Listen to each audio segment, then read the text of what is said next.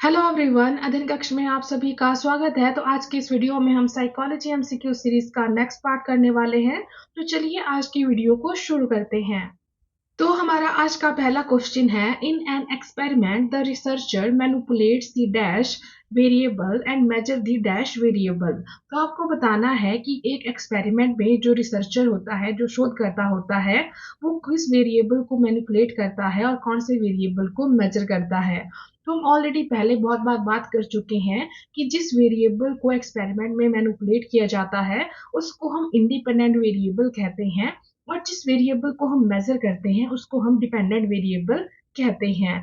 तो इसका सही आंसर रहेगा option A, independent and dependent. तो आपको याद रखना है कि जिस वेरिएबल को हम मैनिपुलेट कर रहे हैं उसको हम इंडिपेंडेंट वेरिएबल कहेंगे, और जिसको हम मेजर कर रहे हैं उसको हम डिपेंडेंट वेरिएबल कहेंगे। Next question is, which of the following is not a treatment derived from classical conditioning principles? तो आपको बताना है कि इनमें से कौन सा ट्रीटमेंट क्लासिकल कंडीशनिंग प्रिंसिपल से डेवलप नहीं हुआ है। तो यदि हम दिए गए ऑप्शंस में से बात करें तो यहाँ पर जो ट्रीटमेंट क्लासिकल कंडीशनिंग प्रिंसिपल से डेवलप नहीं हुआ है वो है आपका ऑप्शन बी, टोकन इकोनॉमीज। यदि हम टोकन इकोनॉमीज की थोड़ा डिटेल में बात करें तो जो टोकन इकोनॉमीज हैं ये आपके ओपन कंडीशनिंग प्रिंसिपल पर बेस्ड हैं। जो टोकन इकोनॉमीज है यहाँ पे रीइंफोर्समेंट का यूज किया जाता है, मतलब कि यहाँ पर टोकन और रिवॉर्ड दिए जाते हैं जो कि आपका रीइंफोर्समेंट का काम करते हैं, और ये क्या करते हैं, डिजायर्ड रिस्पॉन्स को एनकरेज करते हैं। तो आपको याद रखना है कि जो टोकन इकोनॉमीज है ये आपके ओपन कंडीशनिंग प्रिंसिपल से डेवलप हुई है। इसके अलावा यहाँ पर जो और ऑप्शन दिए हैं, फ्लडिंग, सिस्टेमैटिक डिसेंसिटाइजेशन और अवर्सिव थेरेपीज, ये सभी आपके क्लासिकल कंडीशनिंग प्रिंसिपल से डेवलप हुई है। इसी के साथ यहाँ से आपके लिए क्वेश्चन रहेगा कि आपको बताना है कि जो सिस्टेमैटिक डिसेंसिटाइजेशन है इसे किसके द्वारा डेवलप किया गया था। Next question is, for Skinner development is the result of. तो आपको बताना है कि स्किनर के लिए डेवलपमेंट किस चीज का परिणाम है, रिजल्ट है। तो इनके लिए जो डेवलपमेंट है वो आपका एक कॉन्टिन्यूस शेपिंग प्रोसेस है। तो इसका सही आंसर रहेगा option C, a continuous shaping process.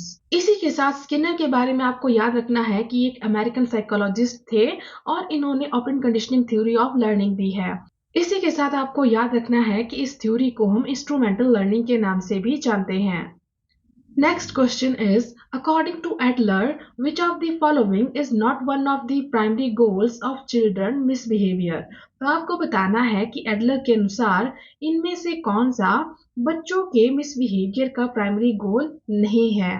तो यदि हम एल्फ्रेड एडलर की बात करें तो इन्होंने अपनी थ्योरी में बात की है कि जो बच्चे हैं उनका जो मिसबिहेवियर है वो 4 प्राइमरी गोल से प्रेरित होता है, और ये 4 प्राइमरी गोल हैं अटेंशन, पावर, रिवेंज और अवॉइडेंस। तो इसका सही आंसर रहेगा ऑप्शन डी, अफेक्शन। कि जो अफेक्शन है वो आपका बच्चों के मिसबिहेवियर का प्राइमरी गोल नहीं है। तो यहाँ से आपको याद रखना है कि बच्चों के मिसबिहेवियर के जो प्राइमरी गोल हैं वो कौन कौन से हैं। वो है आपके अटेंशन, पावर, रिवेंज और अवॉइडेंस। आप इन सभी प्राइमरी गोल्स को अपार से भी याद रख सकते हैं। यहाँ से आपका ए से आपका अटेंशन हो जाएगा, पी से आपका पावर, ए से आपका अवॉइडेंस और आर से आपका रिवेंज हो जाएगा। ठीक है, तो आप इन गोल्स को इस तरह से भी याद रख सकते हैं। Next question is, dash are the basic biological units that transmit characteristics from one generation to the next। तो आपको बताना है कि वो कौन सी बेसिक बायोलॉजिकल यूनिट्स होती हैं जो कि कैरेक्टरिस्टिक्स को एक जनरेशन से दूसरी जनरेशन में ट्रांसमिट करती है, ट्रांसफर करती है। तो हम सभी जानते हैं कि ये जो बेसिक बायोलॉजिकल यूनिट है इसे हम जीन्स कहते हैं, जिसके थ्रू की जो कैरेक्टरिस्टिक्स है वो आपके एक जनरेशन से दूसरी जनरेशन में स्थानांतरित होते हैं। तो इसका सही आंसर रहेगा option A, genes. Next question is, according to Freudian understanding, thoughts or motive that a person is currently aware of or is remembering is called as। तो आपको बताना है कि फ्रॉइड के अनुसार ऐसे थॉट्स और मोटिव जिनसे कि एक पर्सन इस क्षण में अवेयर है, इनको याद कर रहा है इस मोमेंट पर, तो उनको हम क्या कहते हैं। तो इस चीज को हम कॉन्शियस कहते हैं, कॉन्शियसनेस कहते हैं। तो इसका सही आंसर रहेगा ऑप्शन ए, कॉन्शियस। हमने पहले भी बात की है कि ऐसे थॉट्स, ऐसी फीलिंग जिनसे कि एक पर्सन इस मूवमेंट पर अवेयर होता है, इस मूवमेंट पर उनको याद कर रहा होता है, उन्हें हम कॉन्शियस कहते हैं कि ये चीजें आपके कॉन्शियस माइंड में है। तो इसका सही आंसर रहेगा option A, conscious. Next question is, change or stability in mental activities such as learning, attention, memory, language, thinking, reasoning and creativity is। तो आपको बताना है कि मेंटल एक्टिविटीज जैसे कि learning, attention, memory, language, thinking, reasoning और creativity हैं, इनमें जो चेंज आता है या जो स्टेबिलिटी आती है उसको हम क्या कहते हैं, वो किस में आती हैं। तो ये सभी आपके कोग्निटिव डेवलपमेंट में आते हैं। तो इसका सही आंसर रहेगा option C, cognitive development. Next question is which of the following is not Wechsler's intelligence test. तो आपको बताना है कि इनमें से कौन सा वेक्सलर का इंटेलिजेंस टेस्ट नहीं है। तो हम जानते हैं कि जो वेक्सलर है इन्होंने 3 इंटेलिजेंस टेस्ट दिए हैं। एक है आपका WAIS यानी वेक्सलर अडल्ट इंटेलिजेंस स्केल, और दूसरा है आपका WISC यानी Wechsler intelligence scale for children, और थर्ड है आपका WPPSI यानी Wechsler pre school and pre primary scale of intelligence. तो ये तीनों आपके वेक्सलर के इंटेलिजेंस टेस्ट है। तो इसका सही आंसर रहेगा ऑप्शन डी, WIAT। ये जो आपका WIAT है ये आपका वेक्सलर का इंटेलिजेंस टेस्ट नहीं है। यदि हम WIAT की बात करें तो इसका फुल फॉर्म होता है वेक्सलर इंडिविजुअल अचीवमेंट टेस्ट। आपको याद रखना है कि जो WIAT है ये आपका इंटेलिजेंस टेस्ट नहीं है, बल्कि ये क्या है, ये एक अचीवमेंट टेस्ट है। ठीक है, ये एक ऐसा अचीवमेंट टेस्ट है जिसके थ्रू हम एकेडमिक स्किल्स को मेजर करते हैं और जो रीडिंग, राइटिंग, मैथमेटिक्स, लैंग्वेज में जो अचीवमेंट्स होती हैं उनको मेजर करते हैं। तो आपको याद रखना है कि WIAT क्या है, ये एक अचीवमेंट टेस्ट है। इसके अलावा यदि हम जो वेक्सलर के इंटेलिजेंस टेस्ट है इनकी थोड़ा बात करें तो जो WAIS है यानी वेक्सलर अडल्ट इंटेलिजेंस स्केल है, इसका इस्तेमाल अडल्ट्स और अडोलसेंट्स की इंटेलिजेंस को मेजर करने में होता है। और जो WISC यानी Wechsler intelligence scale for children है, इसका इस्तेमाल बच्चों की इंटेलिजेंस को मेजर करने में होता है। और जो WPPSI है यानी कि Wechsler pre school and pre primary scale of intelligence, इसका इस्तेमाल प्री स्कूल और प्री प्राइमरी के बच्चों के लिए किया जाता है, उनकी इंटेलिजेंस को इसके थ्रू मेजर किया जाता है। Next question is dash refers to structural and physiological changes. तो आपको बताना है कि जो एक इंडिविजुअल में स्ट्रक्चरल और फिजियोलॉजिकल चेंजेस आते हैं उनको हम क्या कहते हैं। इस चीज को हम ग्रोथ कहते हैं। तो इसका सही आंसर रहेगा ऑप्शन ए, ग्रोथ। तो आपको याद रखना है कि स्ट्रक्चरल और फिजियोलॉजिकल चेंजेस को हम ग्रोथ कहते हैं। मतलब कि यहाँ पर हमें शारीरिक रूप में चेंज आ रहा है, हमारा स्ट्रक्चर चेंज हो रहा है। ठीक है, फॉर एग्जाम्पल जैसे कि हाइट हो गया, यह आपके ग्रोथ में आती है। और इसी के साथ आपको याद रखना है कि जो ग्रोथ है इसको हम मेजर कर सकते हैं। ठीक है, जैसे हमने अभी हाइट का एग्जांपल लिया तो हाइट को क्या है, हम मेजर कर सकते हैं। और आपको याद रखना है कि जो ग्रोथ है वो आपके एक स्पेसिफिक टाइम पीरियड पर आकर रुक जाती है। ऐसा नहीं होता कि जो ग्रोथ है वो कंटिन्यूसली होती रहती है, बल्कि जो ग्रोथ है वो एक सर्टेन टाइम पीरियड पर आकर रुक जाती है, स्टॉप हो जाती है। इसी के साथ ग्रोथ और डेवलपमेंट के बारे में ज्यादा डिटेल में जानने के लिए आप हमारी ग्रोथ और डेवलपमेंट की वीडियो को देख सकते हैं। Next question is dash is the transitional period of phase of development in human. तो आपको बताना है कि ह्यूमन में जो डेवलपमेंट का फेज है उसके ट्रांजिशनल पीरियड को हम क्या कहते हैं। तो उसका जो ट्रांजिशनल पीरियड है, जो परिवर्तन का पीरियड है, उसको हम अडोलसेंस कहते हैं। ठीक है, आपको याद रखना है कि जो अडोलसेंस है इसको हम ट्रांजिशनल पीरियड कहते हैं क्योंकि यहाँ पर जो बच्चा है वो चाइल्डहुड से अडल्टहुड की ओर जा रहा है। ठीक है, मतलब कि यहाँ पर वो बदलाव के फेज में है। तो इसका सही आंसर रहेगा option C, adolescence. Next question is dash involves the processes by which our sense organs receive information from the environment। तो आपको बताना है कि उस चीज को हम क्या कहते हैं जिसके थ्रू हम सेंस ऑर्गन्स के थ्रू इंफॉर्मेशन को अपने एनवायरनमेंट से रिसीव करते हैं।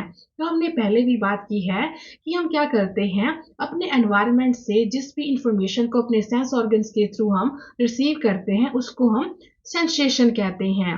तो इसका सही आंसर रहेगा ऑप्शन बी, सेंसेशन। और जब हम इस सेंसेशन को इंटरप्रेट करते हैं, इसको मीनिंग देते हैं, तो तब हम इसको परसेप्शन कहते हैं। तो आपको याद रखना है कि जो सेंसेशन है वो क्या होती है कि जब भी हम अपने सेंस ऑर्गन्स जैसे कि जो भी हम देखते हैं सुनते हैं, जो भी इंफॉर्मेशन हम अपने सेंसरी ऑर्गन्स के थ्रू रिसीव करते हैं, तो उस चीज को हम सेंसेशन कहते हैं। और यदि हम परसेप्शन की बात करें, तो जब भी हम सेंसेशन को इंटरप्रेट करते हैं, उसको मीनिंग देते हैं, तो उसको हम परसेप्शन कहते हैं। Next question is which area of psychology focuses on using reward and punishments to modify behavior। तो आपको बताना है कि वो साइकोलॉजी का कौन सा एरिया है जो कि रिवॉर्ड्स और पनिशमेंट का यूज करता है बिहेवियर को मॉडिफाई करने के लिए। तो हम जानते हैं कि जो रिवॉर्ड और पनिशमेंट है, इसका इस्तेमाल बिहेवियरल साइकोलॉजी में किया जाता है टू मॉडिफाई बिहेवियर। तो इसका सही आंसर रहेगा option B, behavioural psychology. Next question is clinical psychology is concern with. तो आपको बताना है कि जो क्लिनिकल साइकोलॉजी है वो किससे संबंधित है। तो जो क्लिनिकल साइकोलॉजी है, यहाँ पर हम मेंटल इलनेस को, एबनॉर्मल बिहेवियर को ट्रीट करते हैं। तो इसका सही आंसर रहेगा option C, the treatment of mental illness and abnormal behaviour. Next question is the proverb grapes are sour is related to. तो आपको बताना है कि ये जो प्रोवर्ब है कि अंगूर खट्टे हैं, ये किस चीज से जुड़ी हुई है। तो ये आपका रैशनलाइजेशन का एग्जांपल है। तो इसका सही आंसर रहेगा option D, rationalisation. Next question is what is meant by social environment. तो आपको बताना है कि सामाजिक परिवेश से हम क्या समझते हैं। तो जो आपका सोशल एनवायरनमेंट है, इसमें आपकी teacher, society, relative, friends, neighbour, parents, family member, ये सभी आ जाते हैं। तो इसका सही आंसर रहेगा option D, all of these. Next question is S Hollingworth is associated with her work on. तो आपको बताना है कि जो होलिंगवर्थ है वो इनमें से किस कार्य के साथ जुड़ी हुई हैं। तो ये आपके गिफ्टेड चिल्ड्रन से जुड़ी हैं। तो इसका सही आंसर रहेगा option B, gifted children. Next question is later childhood is also known as. तो आपको बताना है कि जो लेटर चाइल्डहुड है उसको हम किस नाम से जानते हैं। तो जो लेटर चाइल्डहुड है, इसे हम गैंग एज के नाम से भी जानते हैं। तो इसका सही आंसर रहेगा ऑप्शन ए, गैंग एज। यदि हम थोड़ा डिटेल में बात करें, तो जो लेटर चाइल्डहुड है, यहाँ पर बच्चा 7 से 11 साल का होता है और इस एज को हम गैंग एज, स्कूल एज और ट्रबलसम एज के नाम से भी जानते हैं। Next question is the superego is direct antithesis of id। This statement is. तो आपको बताना है कि जो सुपर ईगो है वो id के पूर्ण विपरीत है। यह स्टेटमेंट कैसी है। तो ये स्टेटमेंट बिल्कुल सही है। तो इसका सही आंसर रहेगा option B, true. Next question is concrete operational stage of cognitive development ranges from. तो आपको बताना है कि कोग्निटिव डेवलपमेंट की कॉन्क्रीट ऑपरेशनल स्टेज के दौरान बच्चे की एज क्या रहती है। तो जो कॉन्क्रीट ऑपरेशनल स्टेज है, यहाँ पर बच्चा 7 से 11 साल का होता है। तो इसका सही आंसर रहेगा option C, 7 to 11 years। Next question is the term mental hygiene was given by. तो आपको बताना है कि ये जो टर्म है मेंटल हाइजीन, ये किसके द्वारा दी गई है। तो इस टर्म को विलियम स्विस्टर ने दिया है। तो इसका सही आंसर रहेगा ऑप्शन बी, विलियम स्विस्टर। इसी के साथ आज की वीडियो में से आपके लिए क्वेश्चन रहेगा, dash is an interpretation of sensory information. आपको बताना है कि सेंसरी इंफॉर्मेशन को जब हम इंटरप्रेट करते हैं तो उसको हम क्या कहते हैं। यहाँ पर आपको ऑप्शन दिए गए हैं। सही आंसर आप मुझे कमेंट बॉक्स में लिखकर जरूर बताएं। तो इसी के साथ आज की वीडियो को यहीं खत्म करते हैं। मिलते हैं नेक्स्ट वीडियो में। Thank you.